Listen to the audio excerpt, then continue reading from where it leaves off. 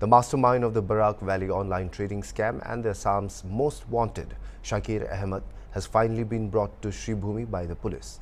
Based on secret information, Shakir Ahmed was arrested from Kolkata on Sunday.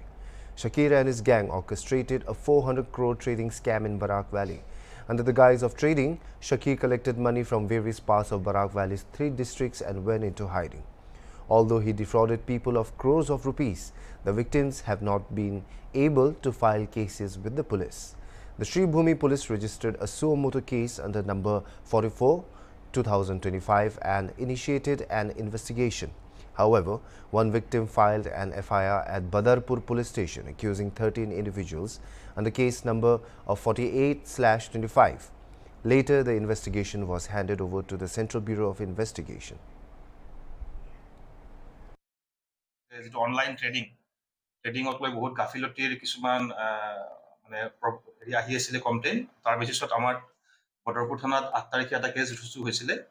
এই কেছটো আমি চমুটো লৈছিলোঁ মানে আমি নিজে এফআইআৰ অচি বদৰপুৰে এফআইআৰ দিছিলে আৰু সেই বেচিছত আমি এটা কেছ লৈছিলোঁ সেই কেছ নম্বৰটো আছিল 44/2025 সেই কেছত আমি শাকিৰ আহমেদ আৰু মুজাকিৰ আহমেদ বুলি বদৰপুৰৰে দুজন ব্যক্তিক আমি আটক কৰিছিলোঁ তাৰপিছত যোৱা 14 তাৰিখে মোহাম্মদ তাহিৰুদ্দিন নামৰ এজন ব্যক্তিয়ে এখন এফআইআৰ দিছিল ৰিগাৰ্ডিং অনলাইন ট্ৰেডিঙত মানে তেওঁ 13জন এফআইআৰখনত 13জন একিউজৰ নাম উল্লেখ কৰিছিলে যে তেওঁলোকে প্ৰবঞ্চনা কৰি মানে কাষ্টমাৰক বহুত হাই ৰিটাৰ্ণ দিব বুলি কৈ যথেষ্ট প্ৰলোভিত কৰি বা বহুত ফেক এগ্ৰিমেণ্টটো লৈছিলে কিছুমানত ধাৰ লোৱা হিচাপে লৈছিলে কিছুমানক তেওঁলোকে গেৰাণ্টেড ৰিটাৰ্ণ দিব চ' এনেকুৱাকে